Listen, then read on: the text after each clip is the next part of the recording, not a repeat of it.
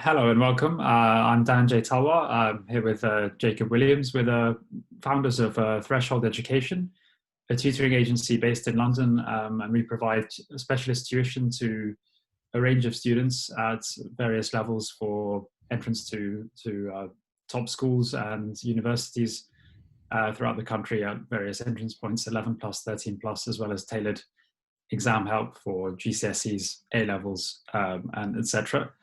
So today we're going to be discussing something very topical, which is, the restarting of school after this coronavirus-related disruption.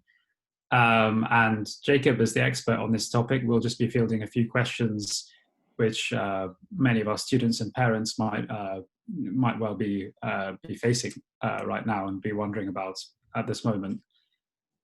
So, Jacob, first of all, how do you think students will be assessed during this process? Do you know what the latest is on that? Yeah, good question. So that is, of course, the issue that most of us are concerned about. So what the government have announced is that schools or centres more broadly, so this would apply to anyone who is going to be taking exams through their school, or if they're a private candidate, through any centre that's organising those exams for them. So schools and centres are supposed to submit their assessed grades by at least the 29th of May. These assessed grades will be based on evidence they have collected about students' performance up to this point. And exactly how they do that depends on the school. It may include things like coursework, performance in internal school exams, assignments, mock exams, previous examination results, etc. And they will use this to make their assessed grade. It's a kind of estimate of how they think the pupil will have done had the exams gone ahead. The grade is then submitted to the government, who will then, on that basis, produce a final grade which is assigned to each student, taking into account what the centre has submitted and also their own statistical analysis.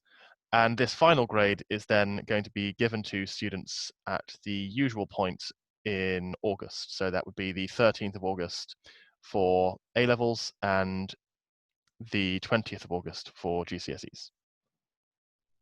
Okay, excellent. Thanks very much. So just to reiterate, there's no real difference or distinction between private candidates or and home-educated students, or Broadly speaking, no, there is not much difference. So private candidates will also have a centre that is organising their exams for them. The centre will also have to submit an assessed grade. They'll do that, broadly speaking, in the same way that schools would. This is based on, usually in the case of private candidates, I've noticed that it is based on assignments that they have set pupils to do. That's one thing that may be slightly different, though it depends very much on the school. Schools have their own methods of producing these assessed grades, and for centres where private candidates would be sitting exams, they seem to be quite willing to assign them additional work explicitly to determine their assessed grades, probably because they have less evidence from a pupil's previous performance. sure.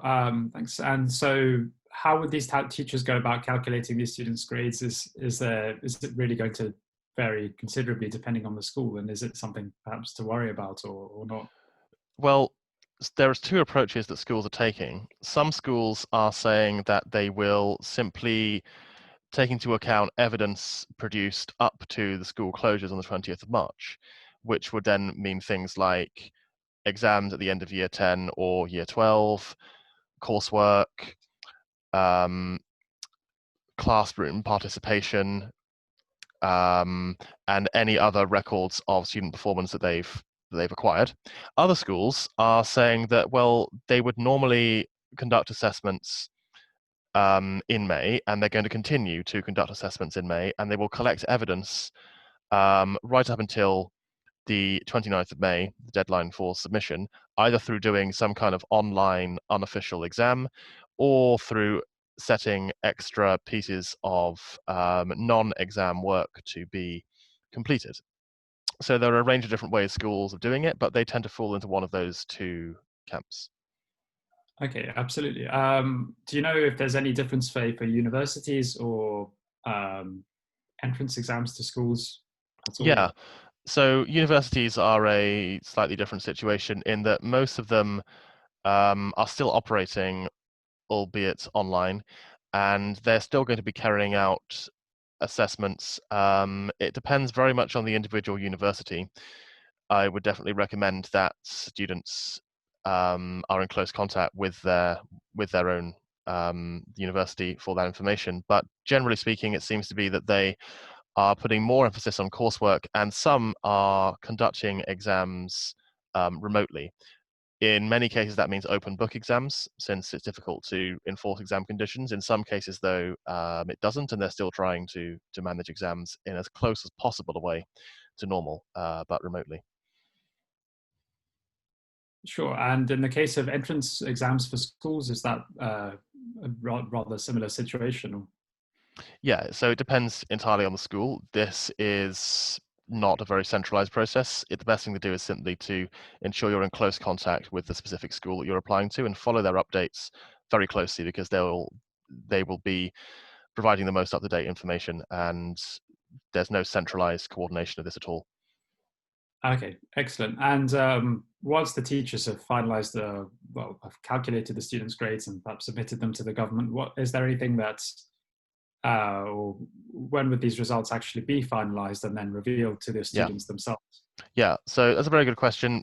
As we know, the final grades will be given to pupils in the usual time in August, so that's the 13th or the 20th. But between the submission of the center assessed grade and the assignment of the final grade to the learner, there is a process of adjustment. So alongside this center assessed grade, the school has to also send a rank order of all of the candidates within that grade. So, for example, within B grade in GCSE English, they take all of these students who they've assigned to B and they rank them in order from the one who's doing best within that group to the one who's doing least well.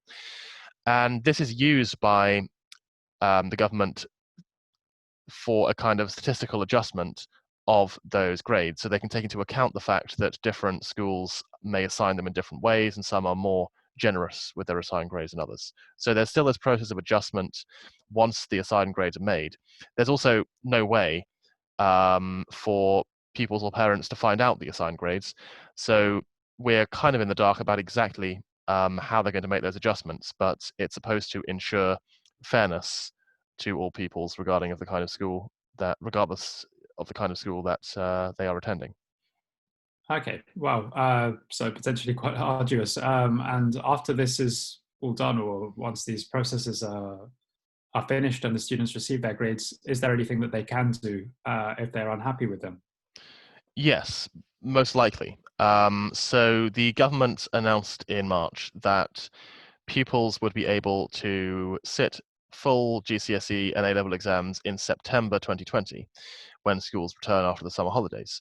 However, at the end of April, some of the examination boards and some schools expressed displeasure with this. They said that this is likely to cause disruption to the normal process of learning in school. It's likely to stretch resources, especially because some of these subjects, for the subjects with fewer entries, there may be very, very few pupils actually taking these exams.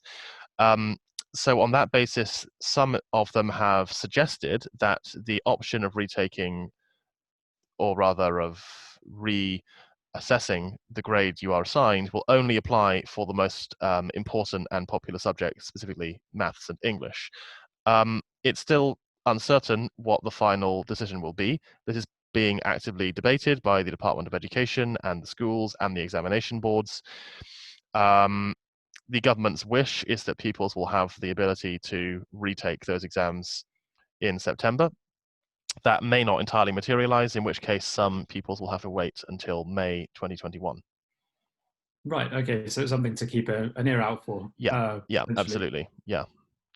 I mean, of Um, course, it also means that there's an added onus if you're at a school which is still doing work contributing to the to the assigned grade, to really maximize your performance over these coming weeks. Absolutely. And would there be any other tips that you would any other things that you would recommend to students to adjust better to this, well, potentially